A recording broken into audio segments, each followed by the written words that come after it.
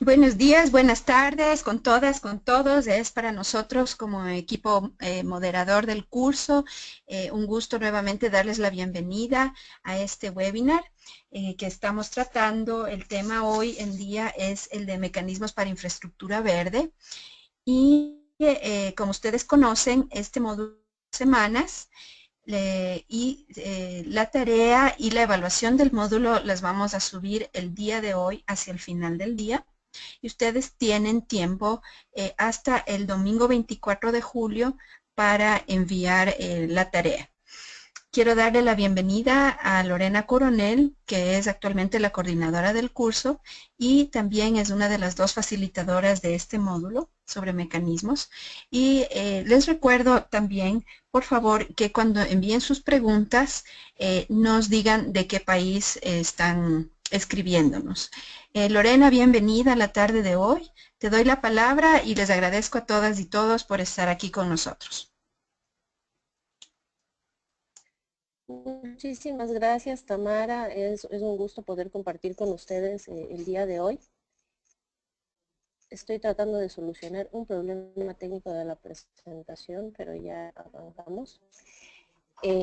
Bueno, el día de hoy vamos a tratar el tema sobre mecanismos para la infraestructura verde. Durante el curso hemos ido tratando varios elementos que son fundamentales para la implementación de infraestructura verde, enfocándonos mucho al tema de las operadoras de agua potable. Sin embargo, hemos visto que la evolución de estos mecanismos, que estos mecanismos han ido cambiando durante el tiempo. Entonces vemos que la evolución partió desde mecanismos que son mucho más legales, mucho más que apuntan más a lo que son las regulaciones. Y a estos mecanismos los denominaron mecanismos de comando-control. Más que nada, estos son los primeros mecanismos que surgieron para tratar temas ambientales. Entonces, dentro de estos mecanismos, lo que se buscaba básicamente era normar o regular el uso o no uso de un cierto bien ambiental o la calidad ambiental. Entonces, la idea de estos mecanismos básicamente era tener una relación de coerción-sanción.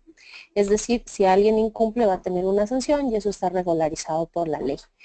No implicaba un análisis de un costo marginal, es decir, no nos decía si efectivamente el hacer esa acción resultaba más económico o no, sino simplemente estaba regularizado por ley. En varias de sus tareas hemos podido ver que esto es muy común en todos los países de la región. En casi todos los países tenemos reglamentos claros para el uso o no uso de ciertos bienes ambientales o servicios ambientales. Entonces, una cosa importante es que esto está dirigido a una regulación directa. Eso quiere decir que vamos a tener una reducción significativa, por ejemplo, en términos de contaminación. Entonces, por ejemplo, podemos decir que una regulación legal puede decir que la contaminación máxima que se puede emitir a un río es de un valor X. Eso quiere decir, no importa si esto sea más o menos costo eficiente, es así lo que dice la ley. Por lo que muchos autores dicen que esto puede generar que sea un mayor costo, es decir, va a tener un mayor costo del óptimo. Entonces, algunos autores señalan que estos instrumentos pueden ser efectivos porque toda la población tiene que cumplirlos, pero no necesariamente son eficientes, es decir, su costo puede ser mayor. Además, tienen un costo ya monetario asociado que al existir una regulación debe haber un ente de control. Y va a depender también de este ente de control qué tan efectiva sea la aplicación de estos reglamentos. Entonces, efectivamente, este es el mecanismo más utilizado y que hasta ahora se utiliza, pero que no siempre está ligado a temas de infraestructura verde, como lo pudimos apreciar en varios de los ejercicios que ustedes mismos realizaron como parte del curso. Entonces, ¿qué ejemplos tenemos? Por ejemplo, tenemos normas sobre la emisión de contaminantes, sobre las concentraciones máximas de un tipo de contaminante. Otro estilo de mecanismo comando-control son la regulación de ciertas tecnologías que se debe o no se debe aplicar a ciertos procesos. Igual sobre normas sobre los bienes finales, sobre, por ejemplo, el contenido de ciertas sustancias en lubricantes. y también existen normas de planificación. Como vemos, la aplicación de esto ha sido sumamente amplia y aplica básicamente varios temas, pero en temas ya de conservación se quedó un poco corto, como vamos a ir viendo. Luego surgieron ya lo que se llaman mecanismos de mercado, que lo que intentaban era buscar la rentabilidad, buscaba modificar la rentabilidad relativa para las opciones. Entonces lo que buscábamos es que una persona que estaba yendo a adquirir tenga un incentivo o un desincentivo por hacerlo bajo ciertos parámetros ambientales. En estos casos, por lo general, se encuentran los impuestos y las subvenciones. Entonces, ¿qué implica esto? Yo qué sé, si adquirir un bien que tiene una característica más ambiental, puede tener una subvención que lo hace más barato frente a su competencia, o viceversa. Un auto más contaminante paga más impuestos que su competencia, entonces yo probablemente escoja el auto más económico porque no tiene este impuesto. Entonces, este tipo de regulaciones también son bastante comunes y se han aplicado ampliamente.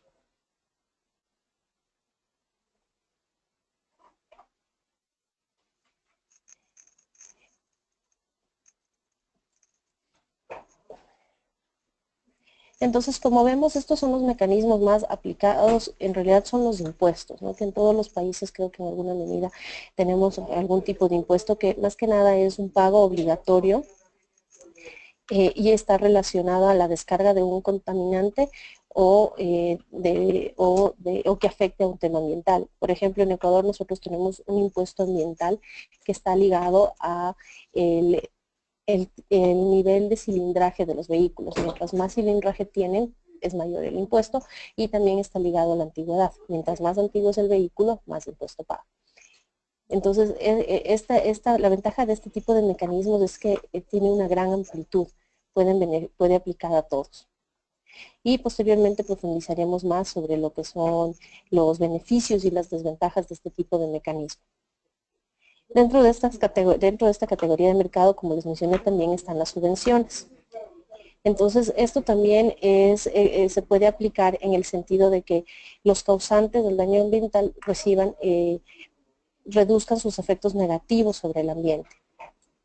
Entonces, esto puede ser que se subsidia un cierto porcentaje de la inversión que tienen que hacer para la instalación de los contaminantes o también por emisiones reducidas.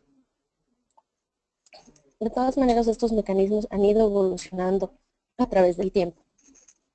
Podemos ver algunas ventajas y algunas desventajas comparando los mecanismos comando-control y los incentivos económicos. Entonces, el mecanismo comando-control podemos señalar que existe una flexibilidad para regular los procesos ambientales complejos. No se requiere un nivel de detalle o de estudio. Por lo general han primado muchas veces el tema político al poner un margen máximo o un mínimo para un cierto proceso ambiental.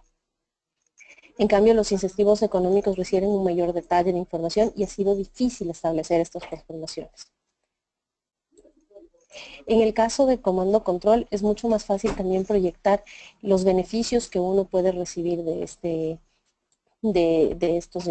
mecanismo. Entonces existe una mayor certidumbre sobre la cantidad de contaminación que se está reduciendo con la aplicación de una cierta ley.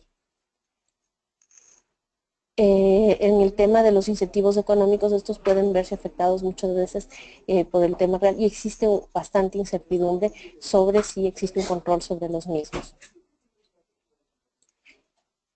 En cambio, en temas ya de costos de transacción y qué tan costoso implica aplicar uno de estos mecanismos, los mecanismos de comando-control son relativamente simples porque vienen establecidos ya los parámetros en la ley, pero sí tienen un alto costo de operación.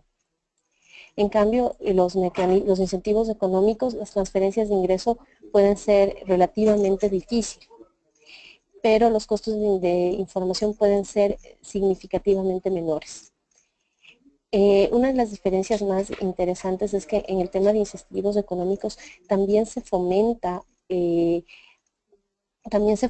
a que exista desarrollo tecnológico para cumplir o alcanzar cierto tipo de incentivo.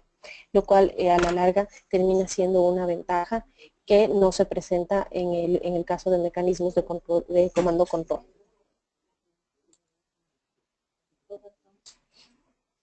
Ya enfocándonos un poco más en lo que son mecanismos de infraestructura verde, vamos a retomar ciertos conceptos que estuvimos tratándoles en las primeras presentaciones, como son el tema de servicios ecosistémicos, el tema hidrológico y los servicios hidrológicos.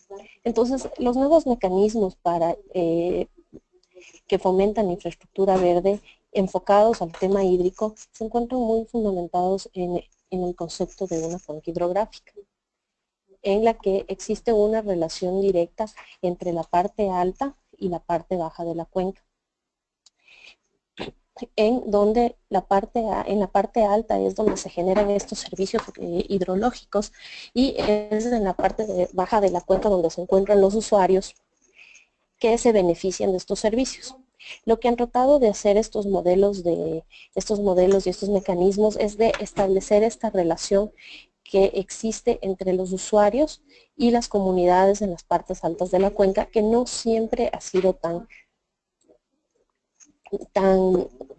directa o ha sido tan evidente. Entonces la idea es que se trata a la larga de un ciclo y lo que buscan es estos mecanismos nuevos es tratar de que los usuarios de cierta manera compensen a las partes altas por el mantenimiento y la garantía de los servicios ecosistémicos que allí se generan. De esta manera se forma un ciclo en los cuales en realidad el esquema de cómo se lo canalizan es lo que ha variado. Y en ese punto vamos a tratar, en esta presentación nos vamos a enfocar en dos mecanismos. El uno es pago por servicios ambientales y el otro, que es uno de los más replicados al momento, los fondos de agua, sin que esos sean los exclusivos y los únicos que se estén manejando al momento.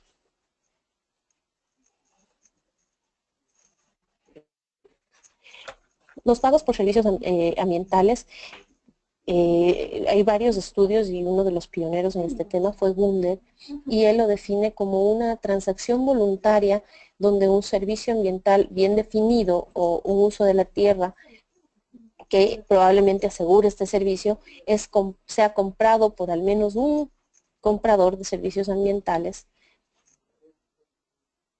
y sea comprado por un proveedor de servicios. Es decir, y esto solo ocurre siempre y cuando efectivamente se esté garantizando que se provee este servicio. Es decir, necesitamos tener un comprador, un vendedor y que exista una condicionalidad. Eso lo que implica es que por lo general el comprador se va a encontrar en las partes bajas, el vendedor se va a encontrar en las partes altas y va a ocurrir un pago. Este pago puede ser canalizado de distintas maneras. En la gráfica que estamos observando, vemos el icono del Estado, que efectivamente en algunos casos el Estado es el que ha jugado este rol de comprador, es el que realiza el pago canalizado a través y representando a los varios usuarios.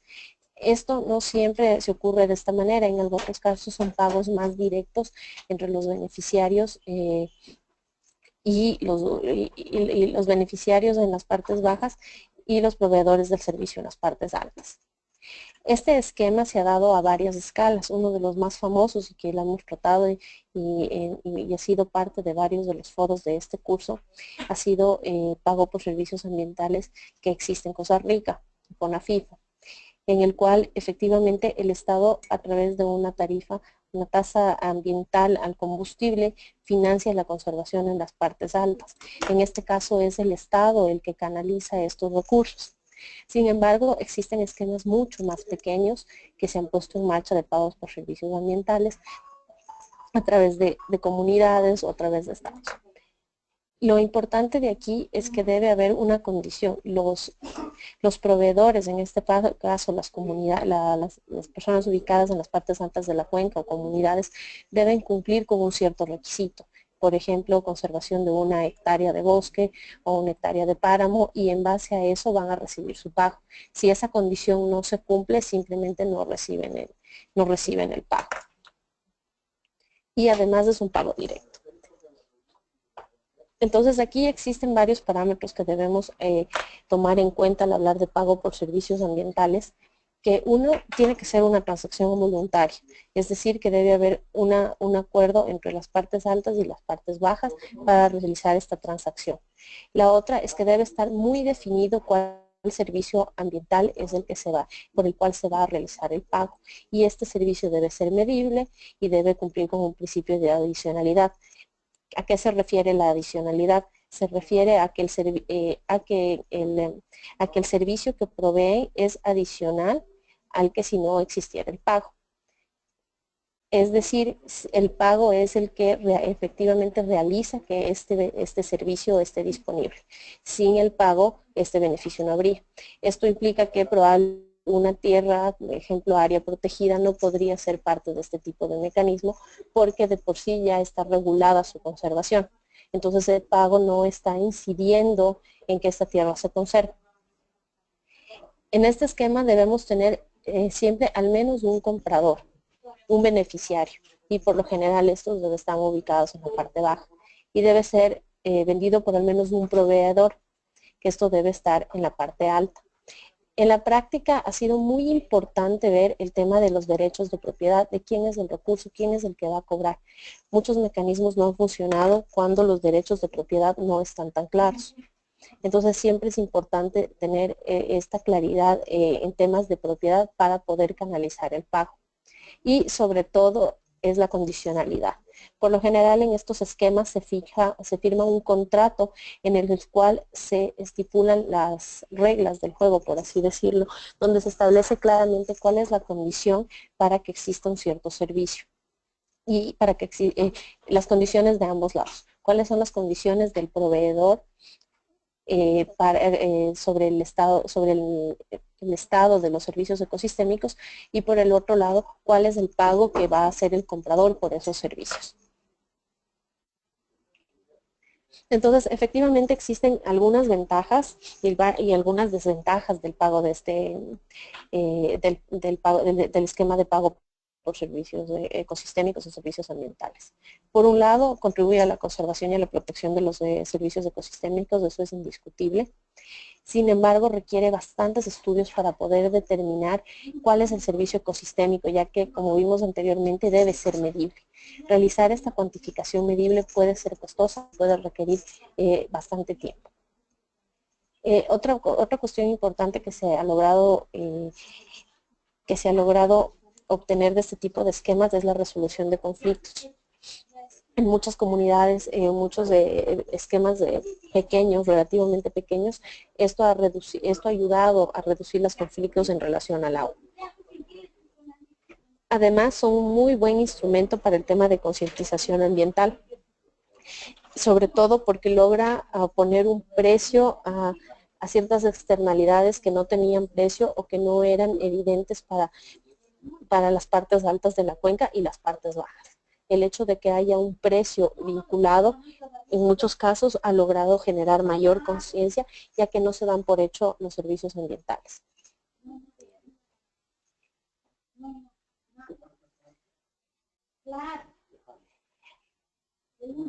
Además, tenemos otra ventaja, que contribuyen a la participación de distintos actores y ha promovido la inversión en temas de mejoras y investigación.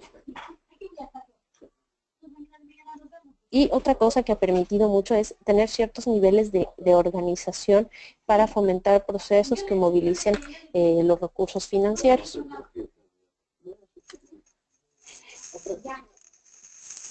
Además, entre las desventajas tenemos que lo que les mencionaba anteriormente, el tema de los derechos de propiedad es fundamental. Si no están claramente asignados los temas de propiedad, esto puede ser muy dificultoso o imposible en algunos casos aplicar este tipo de esquemas. En otros casos también tiene que vincularse a un marco legal más amplio que canalice la financiación de estos mecanismos. Probablemente FONAFIFO no podría existir si no hubiera una ley que vincule los fondos que están destinados para este mecanismo. Y lo mismo ocurre en otro lado. Debe existir la manera de canalizar estos recursos para que puedan ser puestos en el esquema de pago por servicios ambientales y que además tenga un respaldo a largo plazo. No valdría que un esquema que costó mucho tiempo imponer en algún momento por un factor político o por un factor que no está totalmente reglamentado, vea limitados sus recursos financieros para su aplicación. Otra cosa que ha sido difícil y está ligado mucho al tema de estudios, es tratar de que estas inversiones se realicen en los lugares más óptimos, sobre todo en temas de agua. Como sabemos, al hablar de agua se requieren estudios bastante detallados para hacer acciones, por ejemplo, de reforestación o de restauración de zonas de recarga. Si en un esquema de pago por servicios ambientales se generaliza la parte alta, probablemente los beneficios no van a ser los mismos a que si se concentraran estas acciones en lugares específicos como en las zonas de recarga. Entonces, la vinculación entre los datos que se generan y en los lugares donde se implementan las acciones es fundamental. Sin embargo, no siempre se puede tener esa información desde un inicio. Y vamos a un tema que tal vez es una de las desventajas, es que todavía los marcos institucionales locales, no en todos los países, pero en algunos, todavía no permiten tener este tipo de transacción. Volviendo al caso ecuatoriano y probablemente al caso boliviano, ellos establecen en su constitución que está prohibido mercantilizar en el caso boliviano, o en el caso ecuatoriano está prohibido hacer transacciones con el ambiente. Y entonces, esto limita este tipo de mecanismos en nuestros países. Entonces, el marco institucional en el que se desarrollan también es clave. Entonces, como vemos, el pago por servicios ambientales tiene muchas ventajas y también tiene algunas desventajas que se pueden tratar. Sin embargo, en la práctica ha logrado los objetivos de establecer esta relación de la parte alta con la parte baja de la cuenca, y en temas hídricos ha tenido resultados interesantes. Uno de los casos más interesantes donde un operador de agua ha estado vinculado es en el caso de Costa Rica, en Heredia, donde ellos tienen compromisos de un sistema de pagos por servicios ambientales que está liderado por la empresa, por la operadora local. Los fondos de agua, ahora ya un poco pasando al otro mecanismo que vamos a tratar el día de hoy, que son los fondos de agua. Los fondos de agua son un mecanismo financiero estable, transparente y a largo plazo, que lo que permite es que distintos actores aúnen esfuerzos para solucionar una problemática en torno a la gestión integrada del agua. El plus más importante que se puede destacar de esto es el tema de que ha logrado aunar esfuerzos, es decir, ha logrado juntar esfuerzos públicos y privados en busca de solucionar el problema en torno al agua. Entonces, volvemos a un esquema muy similar al que les presentamos anteriormente, con la diferencia que el fondo de agua no incluye un pago específico. No existe un pago concreto a las partes altas, sino lo que se hace es inversión a través de programas y proyectos y actividades concretas que buscan mejorar el estado de los ecosistemas para de esta manera garantizar los bienes y servicios ecosistémicos. Entonces, otra vez volvemos a este ciclo del que hablamos anteriormente, con una pequeña variación. En esta ocasión son varias las fuentes de ingreso que se canalizan a través de un fondo, y esto se traduce en programas y proyectos.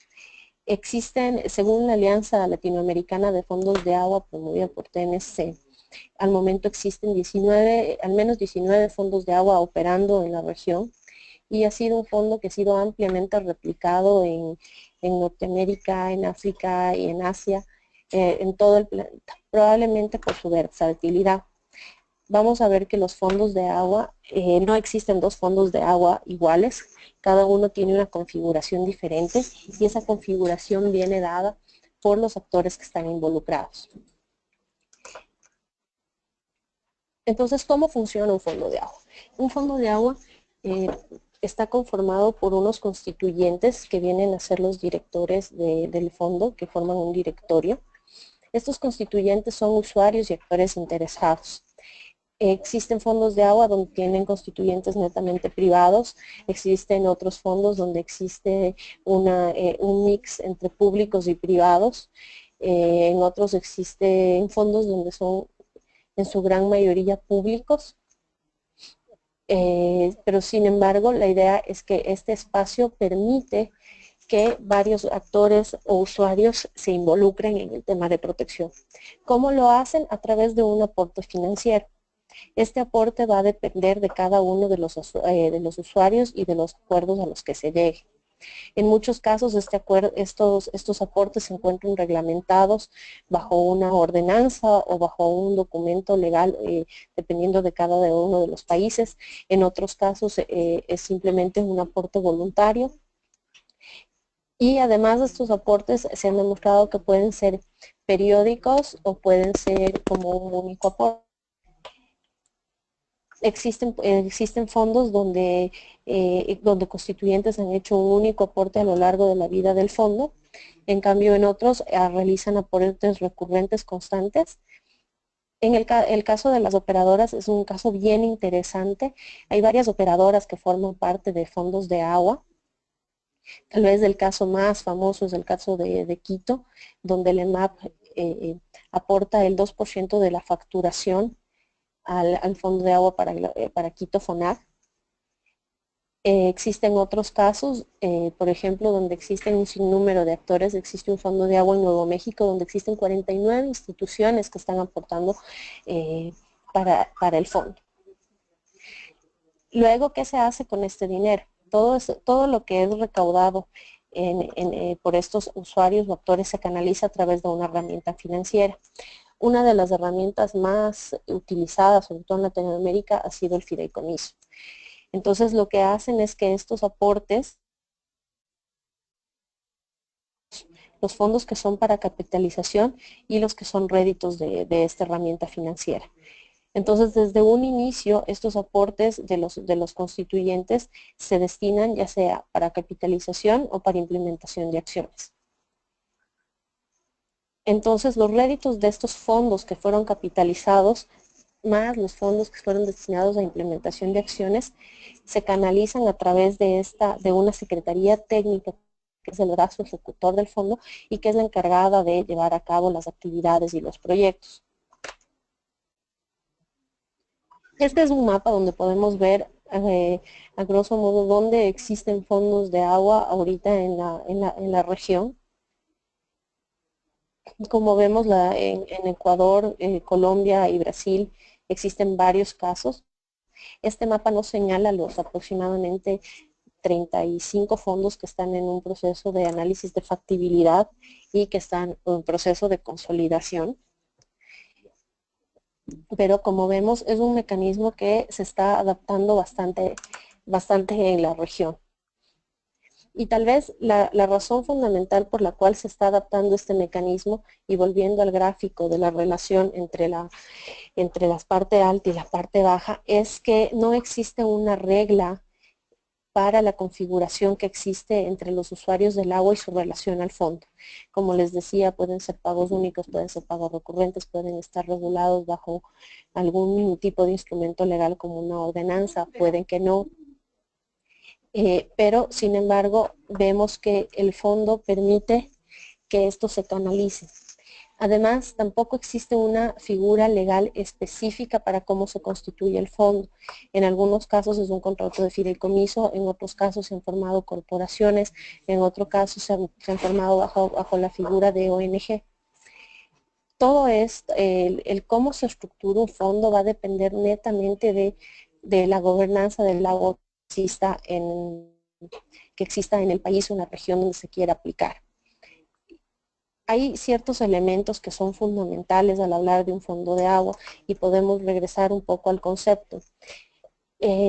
Uno, se requiere que sea un fondo de agua transparente, es decir, que tanto sus cuentas financieras como la rendición de cuentas de sus acciones sea muy clara y tenga muy los objetivos a los que quiere apuntar y cómo esas acciones se relacionan.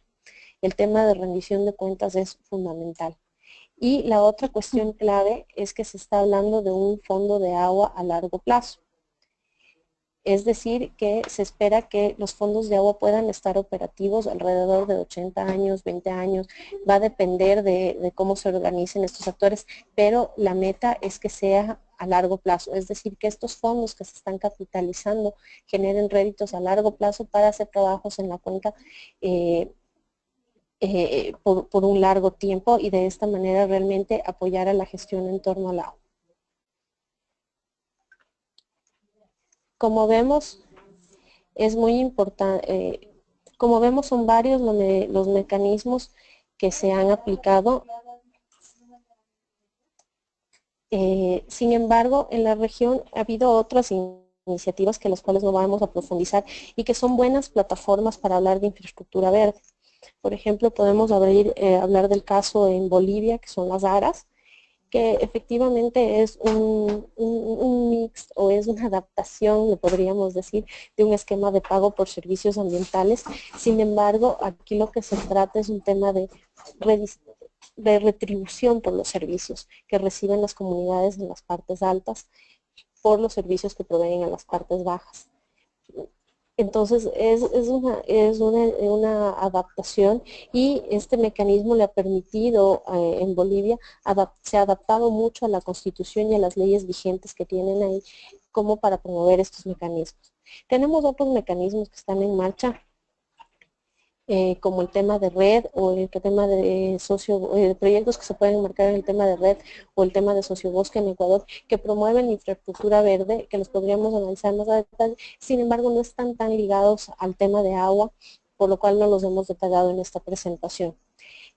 Como pudieron ver, nos hemos concentrado en lo que son los mecanismos relacionados al manejo de los recursos hídricos, y vemos que lo más importante ha sido tratar de hacer esta relación o volver evidente esta relación de cuenca hidrográfica entre la parte alta y la parte baja. Y se ha promovido mucho el tema de corresponsabilidad. Es decir, sea como sea, los usuarios de la parte baja tienen una corresponsabilidad con la parte alta y viceversa. Este ciclo del recurso es una de las cosas que queremos fomentar en el análisis de estos tipos de mecanismos y cómo los podemos implementar. Un poco para conversar sobre el rol que tienen las operadoras en este sentido, es un rol fundamental porque muchas veces las operadoras de aguas potables son uno de los usuarios más importantes en la cuenca. Con esta idea quisiera terminar. No sé si tienen preguntas, inquietudes y con gusto las iremos resolviendo. Listo, gracias Lorena por tu exposición. Tenemos una serie de preguntas que nos han enviado varios participantes. Voy a empezar un poco a dar lectura. Tenemos una pregunta que nos envía Vilma. No nos dice el país, pero ella nos pregunta qué tipo de inversión se debe hacer o qué mecanismos se deben utilizar cuando la cuenca alta ya está urbanizada y no quedan áreas verdes extensas. Entonces, ¿qué sugieres ahí que se pueden hacer para un poco preservar esos espacios?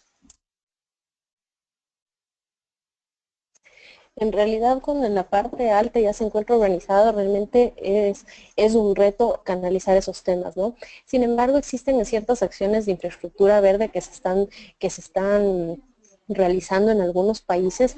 En algunos de los países se habla de mantener cierta infraestructura verde en parques y en plazas y un poco mantener un cierto grado de cobertura natural para garantizar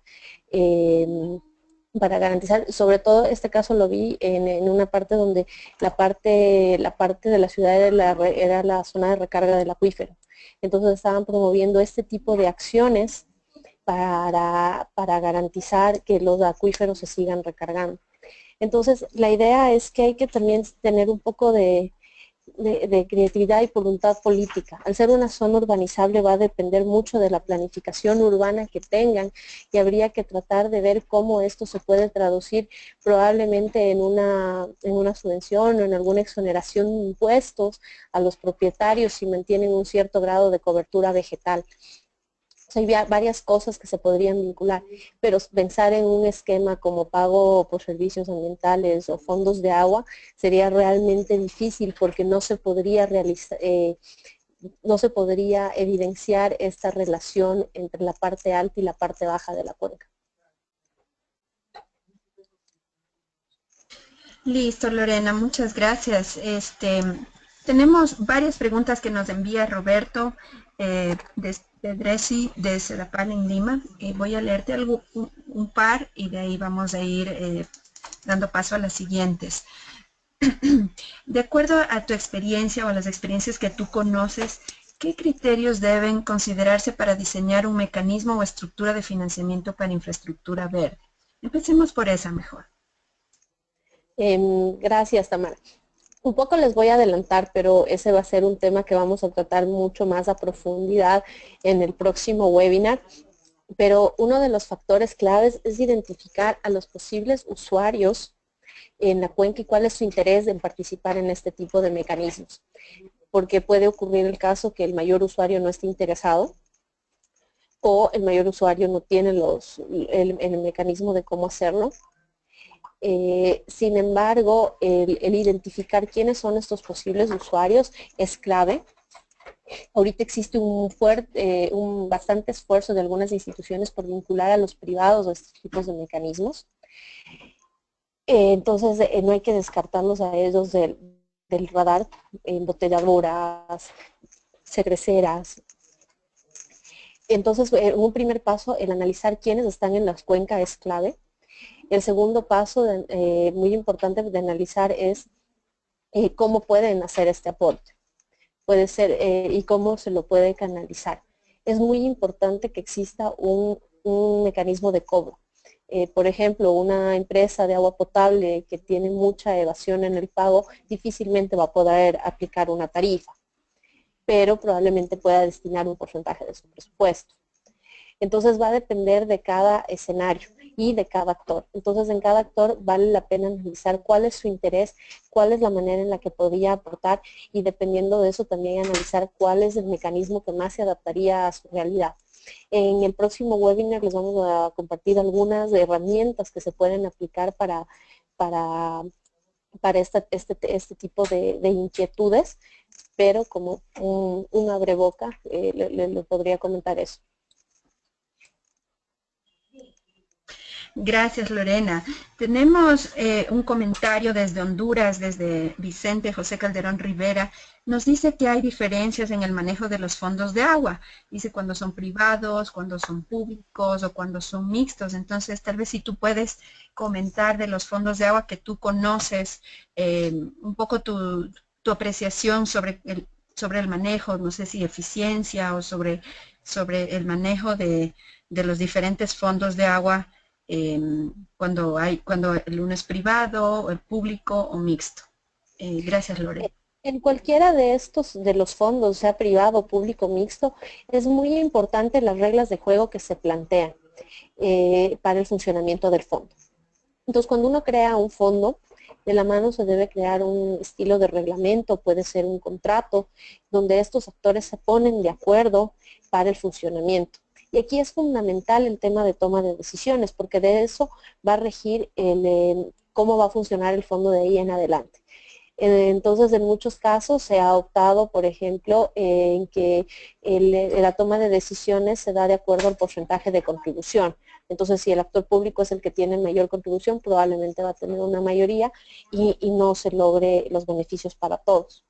Existen casos bastante interesantes en África, recién hicieron un fondo de agua, donde su estructura de toma de decisiones señala que por más grande que sea el aporte del sector público, ellos jamás podrán tener más del 50% de representatividad en el fondo de agua. Y además ellos tienen identificado actores claves que pueden tener un voto dirimente en el caso de decisiones complicadas. Entonces, como vemos, es una adaptación. En el caso de Quito, la empresa de agua potable, que es el mayor aportante, tiene la mayor representatividad en el caso de toma de decisiones. Una de las recomendaciones que hemos visto en estos procesos que están en marcha es que este proceso de estructura, de toma de decisiones, en este reglamento debe quedar muy claro, al igual como debe quedar muy claro quiénes son los constituyentes, cómo se puede adherir un nuevo constituyente. En realidad es una configuración que ha sido bien particular para cada uno de los fondos, pero hemos analizado en varios casos que puede ser la clave del éxito de un fondo o no, el tener esta estructura de toma de decisiones súper clara. Muy de acuerdo, Lorena, con esa importante apreciación, digamos, una importante precisión sobre el manejo de los mecanismos. Continuemos con otra pregunta de Miguel Chavarría desde México. Miguel nos pregunta si los aportes de los constituyentes suelen ser deducibles de impuestos, y después te comento otras dos preguntas de Miguel también. Va a depender del marco legal. Efectivamente, cada país tiene una regulación diferente. Entonces, si hablamos en términos de gobernanza, cada país va a tener unas reglas del juego totalmente diferentes y en algunos casos cada estado tiene reglas de juego diferentes. Entonces va a depender del país y en algunos casos de las negociaciones que se puedan acordar con ciertos actores. En la práctica sería fundamental, sería ideal poder tener un sistema por el estilo, ¿no? Pero no en todos los casos va a ser factible. Gracias. En la siguiente pregunta de Miguel nos comenta y nos dice, ¿qué ventaja representa para una organización el participar en un fondo de agua en lugar de implementar un proyecto propio? Si existe alguna diferenciación en cuanto a los beneficios ambientales generados, de acuerdo a la opción que se tome. Una de las ventajas que se ha identificado en los fondos de agua es la capacidad de apalancar fondos. Al estar agrupada con varias instituciones y al tener un capital de respaldo. En algunos casos existen fondos donde han logrado apalancar fondos en relación de 1 a 4, es decir, por cada dólar que tenía el fondo, lograba tener 4 adicionales a una inversión de 5. Y yo creo que esa es la ventaja de trabajar, esa es una de las principales ventajas de trabajar en un fondo de agua. Es decir, que el nivel de impacto, el nivel de inversión puede ser mayor porque no estaríamos trabajando solos, sino estaríamos trabajando con otras instituciones. Eso por un lado. Por otro lado, otro de los temas fundamentales del fondo de agua es que sea a largo plazo. Probablemente una empresa que quiere hacerlo sola va a tener un presupuesto limitado y por un tiempo limitado. En cambio, si estamos hablando de un fondo de agua que lo que apunta es tener una intervención a largo plazo, esto también se potenciaría. Una cosa que no les mencioné, pero es interesante que ahorita sale el tema, es que no, en algunos fondos de agua el rol de participación, la participación no solo es a través de ser constituyente. Es probable que existan actores que puedan participar solo para ciertos proyectos, que quieran invertir para ciertos proyectos. Ejemplo, una empresa que quiere hacer un componente de responsabilidad social empresarial lo podría hacer a través de un fondo de agua, con la ventaja de que su inversión no sería aislada, sino que estaría en conjunto con mayores inversiones. Listo, muchas gracias. Continuando con las preguntas de Roberto de Lima, dice, ¿cuáles son los tips más importantes que tú sugerirías son necesarios para garantizar la sostenibilidad de un mecanismo de financiamiento? Otra vez les voy a adelantar un poco lo que vamos a discutir más a profundidad la próxima semana, pero existen varias cosas. Uno, es muy importante tratar de legalizar o tener un sustento de estos ingresos para que se canalicen a largo plazo. Ejemplo, que sea a través de una tarifa o que esté reglamentado bajo una ordenanza, de manera que estos compromisos se mantengan y se cumplan a largo plazo. Ese es uno de los temas fundamentales, hablando del tema netamente financiero. Y un tema que es clave pensando en fondos de agua y también en pago por servicios ambientales es el demostrar que efectivamente se está cumpliendo. La medición de impacto y la demostración de resultados es clave. Todo lo que es rendición de cuentas es fundamental para este tipo de mecanismos. El proceso de rendición de cuentas, considerándolo no solo con el tema financiero de cuánto de los recursos se han logrado invertir, sino de cómo esta inversión se ha traducido en un aporte real a los objetivos para los cuales el mecanismo fue creado, es fundamental. Esto implica que los fondos, por lo general, y el tema de pago por los sistemas de pago por servicios ambientales han considerado un componente súper grande de monitoreo y de evaluación de impactos en sus componentes. Y estamos viendo que eso es uno de los retos que todavía tienen los fondos que fueron creados, los que fueron creados inicialmente, todavía tienen ese reto por cumplir. Muy cierto. Ana Gabriela Castejón Hernández nos pregunta, ¿cuál es el promedio de tiempo de los convenios de pagos por servicios ambientales? Va a depender de lo que esté establecido y viene dado por los parámetros. En realidad, pueden ser convenios largos. Yo creo que Costa Rica, que es uno de los referentes, tiene uno de los convenios más largos. No tengo claramente el dato ahorita, no me lo sé de memoria, pero sí, va a depender de los estudios y lo que se espera es que sean a largo plazo. Gracias. Gastón García desde Argentina nos pregunta si conoces casos de implementación de infraestructura verde y de mecanismos para la implementación en cuencas binacionales. No sé si tenemos algún caso al respecto. Se están haciendo varios esfuerzos en varias regiones.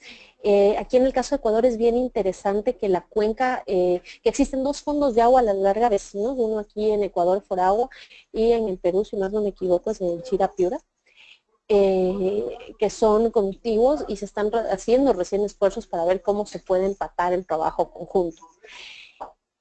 Sin embargo, todavía son temas que están bastante nuevos. Casos bien interesantes en temas transfronterizos y hay bastante trabajo y evolución es en la frontera entre Canadá y Estados Unidos. Ellos tienen bastante tema, tienen bastante avanzado este tema de temas de agua transfronteriza y en algunos casos se han implementado ciertos tipos de mecanismos y yo creo que pueden ser un referente.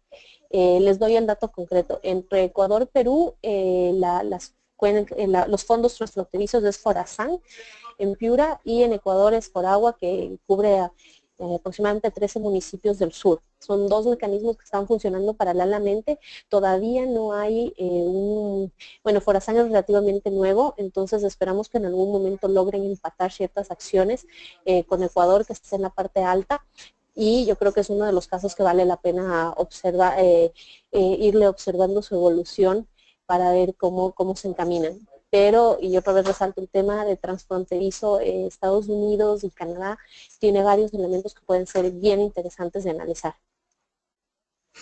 Sí, realmente existen casos muy, muy interesantes y además que también creo que algo que le da un tinte diferente es la edad, ¿no es cierto?, de cada mecanismo. Entonces, porque se ve una evolución en aquellos mecanismos que son un poco más antiguos.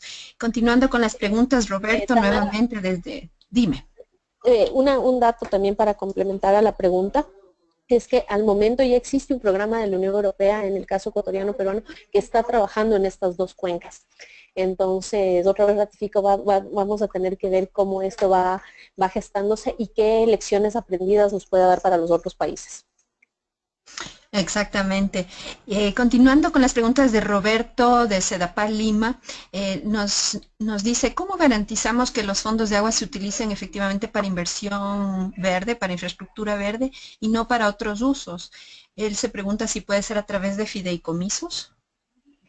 Efectivamente, una de las figuras más utilizadas ha sido el fideicomiso exactamente por ese fin. ya que el fideicomiso permite definir muy claramente para qué se van a usar los fondos. Entonces, por esa razón, una de las más usadas ha sido esa. Y efectivamente, vuelvo a recalcar, el tema de rendición de cuentas es fundamental.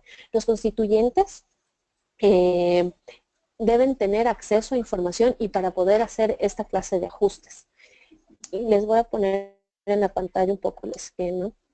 La idea es que los constituyentes a este nivel directivo puedan tomar decisiones y puedan ver que vienen los intereses colectivos de gestión de la cuenca y no los intereses particulares. Y eso es algo fundamental.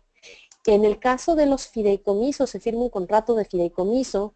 En el caso de fondos que no se han logrado con fideicomisos, se tienen reglamentos y ahí se debe estipular exactamente para qué y para qué no es un fondo.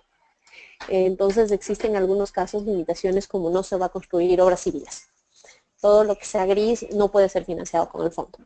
Existen fondos que ya en este tipo de instrumentos señala claramente cuáles van a ser las líneas de acción.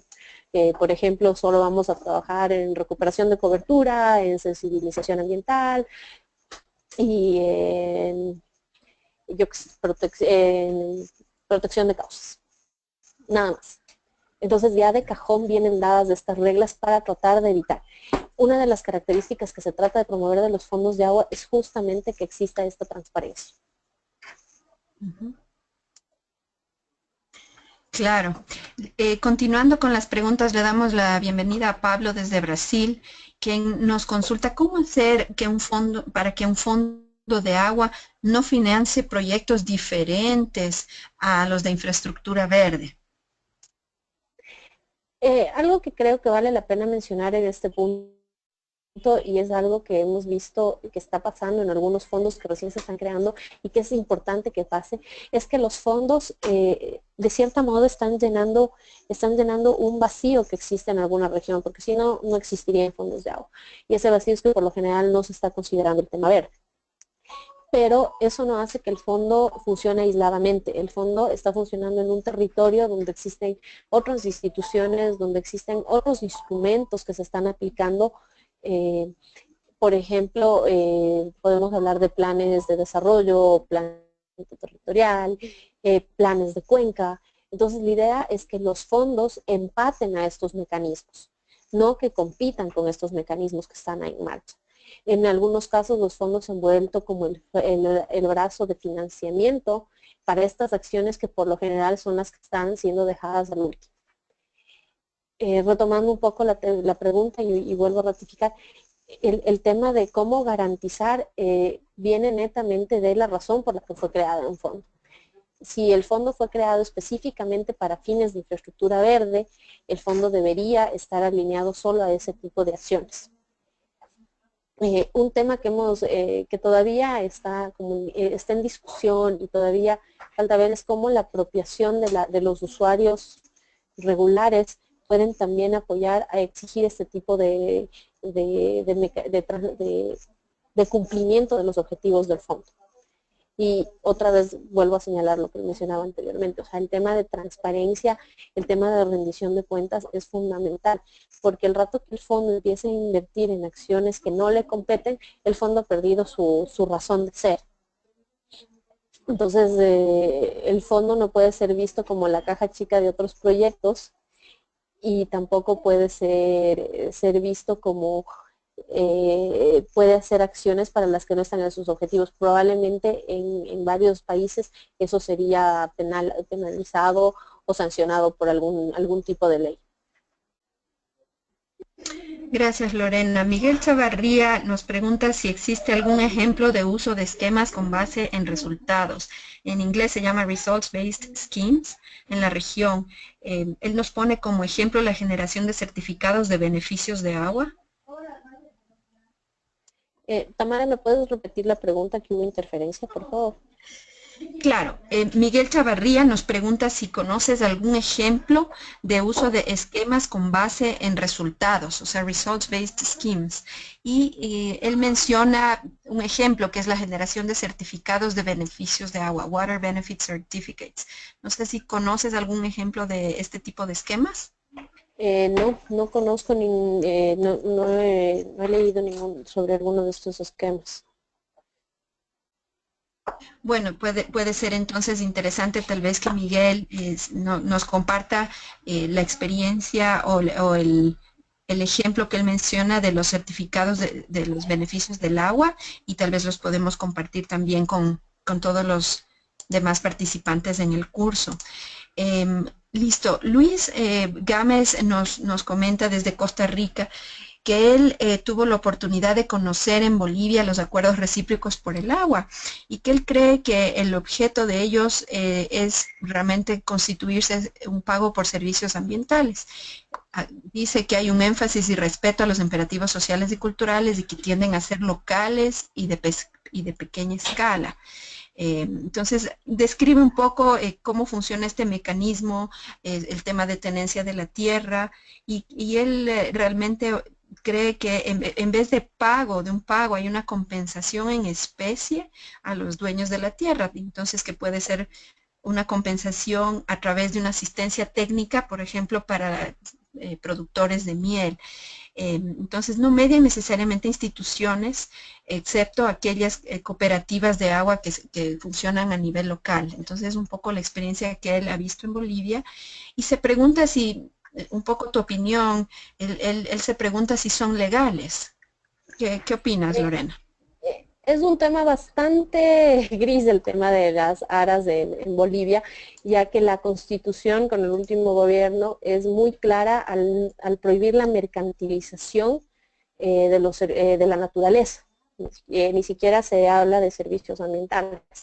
Entonces se habla de los beneficios de la naturaleza. Entonces, efectivamente puede ser un tema bastante discutible.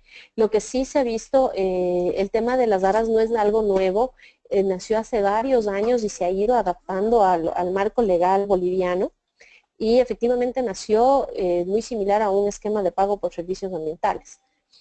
Lo que ha hecho es adaptarse a la nueva legislación boliviana, que lo que sí permite es esta retribución por los beneficios que ofrece la madre tierra. Entonces, ¿qué tan legales o no? No tengo la potestad de decirlo. Lo que sí es interesante ver la evolución que han tenido estos mecanismos. Y efectivamente, una de las críticas que existe en Bolivia del mecanismo es la pequeña escala que tienen y si efectivamente esta pequeña escala se puede trasladar a impactos reales, a impactos lo suficientemente grandes o con un impacto suficientemente grande en el tema de provisión de servicio, ¿no? Pero es interesante cómo este mecanismo sigue funcionando en Bolivia. La gente en las partes altas lo ha acogido de buena manera, pero es difícil saber si es legal o no. Eso va a depender.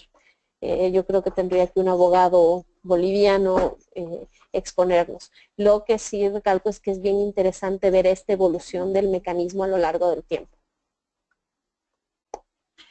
De acuerdo, Lorena. Lourdes de Reinalte nos pregunta, en el caso de los fondos que se han constituido mediante fideicomisos, ¿cuánto representa el costo de administración de los fideicomisos con respecto al fondo? Ahí tal vez nos puedes un poco compartir las experiencias de fondos que tú conoces. Depende otra vez del marco legal donde se manejen.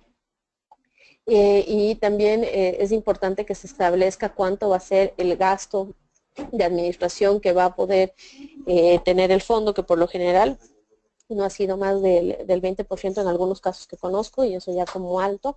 Efectivamente tiene un costo de transacción al hacer un fideicomiso, pero los beneficios en términos de transparencia han sido mayores. Y otra vez, las reglas de juego van a depender de los constituyentes y de las reglas y del marco legal que regule estos aportes.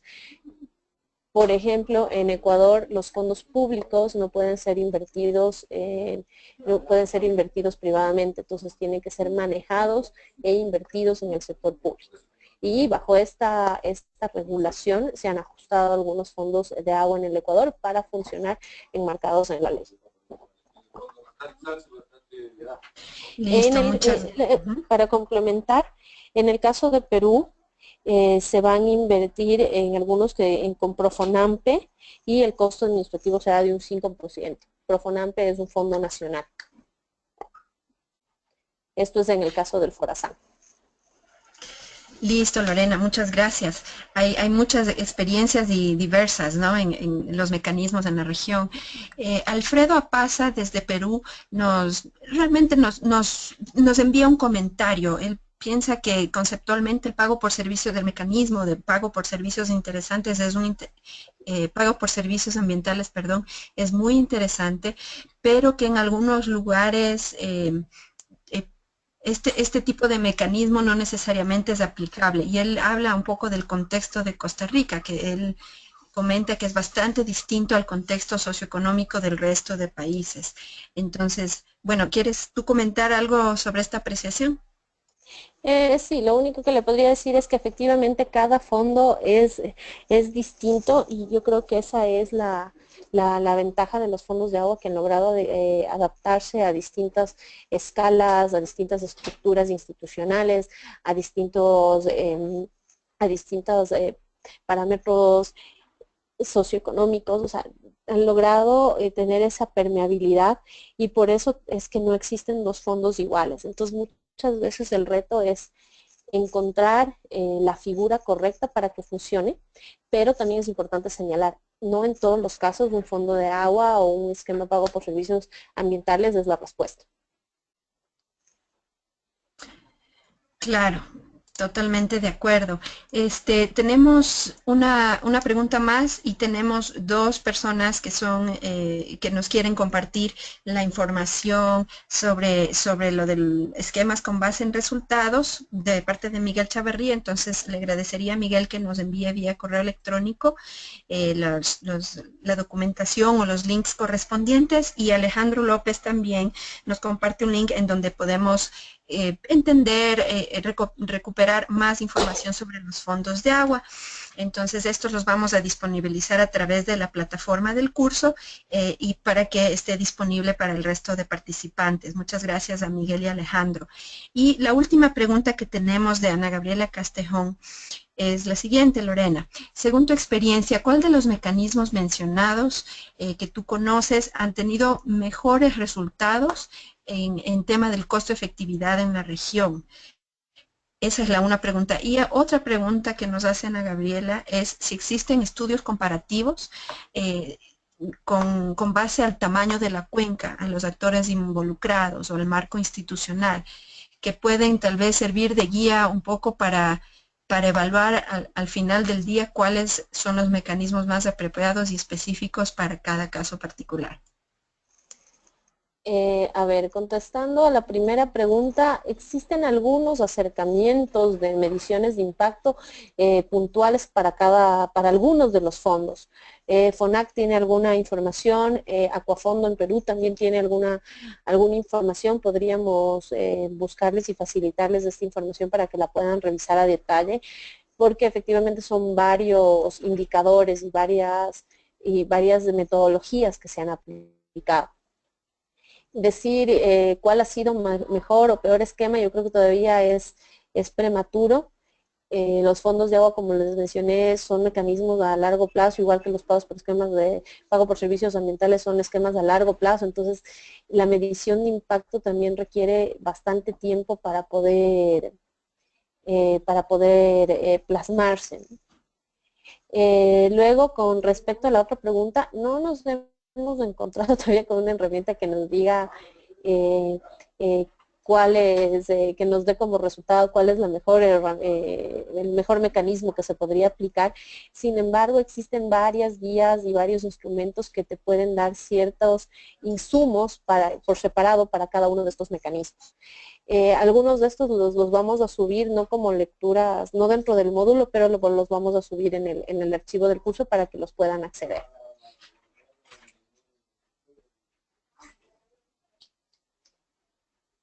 Muchas gracias, Lorena. Muchas gracias a todas y todos por participar el día de hoy con nosotros. Como recordarán, este módulo tiene 2 webinars planificados. La próxima semana estará con nosotros Paola Zavala, que es especialista en fondos de agua y tiene una larga experiencia en trabajo para mecanismos para las cuencas. Entonces creo que vamos a tener también otro webinar muy interesante, igual que este. Muchas gracias, Lorena, nuevamente. Muchas gracias a todos y todas. Cualquier duda o comentario, por favor, utilicen nuestra plataforma del curso y nos vemos la próxima semana. Hasta luego.